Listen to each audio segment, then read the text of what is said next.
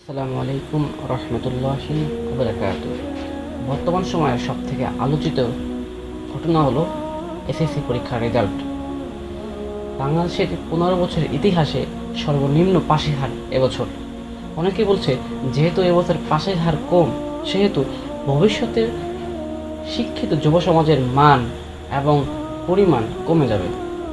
কিন্তু তাদের একথাও মনে রাখতে হবে যে বিগত বছরগুলোতে শিক্ষার্থীদের পাশের হার বেশি ছিল, এ প্লাসের হার বেশি ছিল, গোল্ডেন এ প্লাসের হার বেশি ছিল, কিন্তু দেশের শিক্ষিত যুব সমাজ বেকার ছিল এবং তাদের পার্সেন্টেজ অনেক বেশি ছিল। কিন্তু তাদের বেকারত্ব হার এত পর্যায়ে চলে গেছিলো যে তারা বিভিন্ন গার্মেন্টসে দেয়, শিক্ষিত যুব সমাজ গার্মেন্টসে কাজ করছে।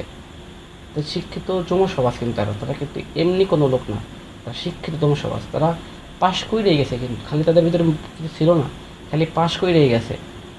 তারা শিক্ষিত হয়েও বিভিন্ন নিম্ন স্তরে কাজ করছে।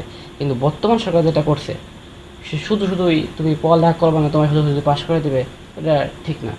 বর্তমান যে সরকার যেটা করছে সেটাই সঠিক, যে পড়ালেখা করছে তারাই পাশ করাবে, আর যে পড়ালেখা করে নাই, যে ঘুরে বেড়াইছে, ইউটিউব দেখে দেখে দেখে বেড়াইছে, তারা কী কারণে তারা পাশ করাবে? যেটা সেটা করছে সেটা ঠিক করছে। এর ফলে কী হতে পারে? সেই ফলে মনে করেন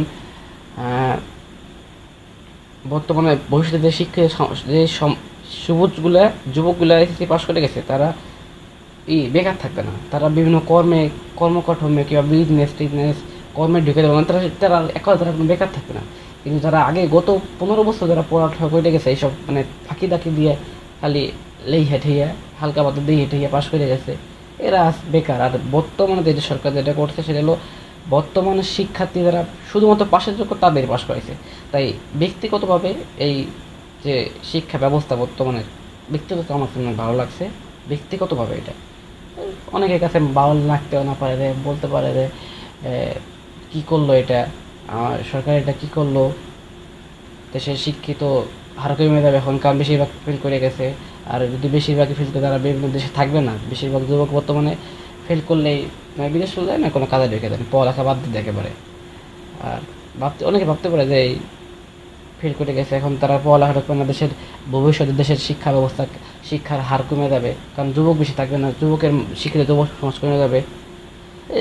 ওই যুব সমাজ কী দরকার? যে ওই যুব সমাজ কী দরকার? শিক্ষিত ওই যুব সমাজ কী দরকার? যে যুব সমাজ দেশের কাজে কিংবা কোনো কর্মঠভাবে দেশের কাজে কাজ করতে পারবে না, ওই যুব সমাজ দেশের জন্য দরকার নেই কোনো।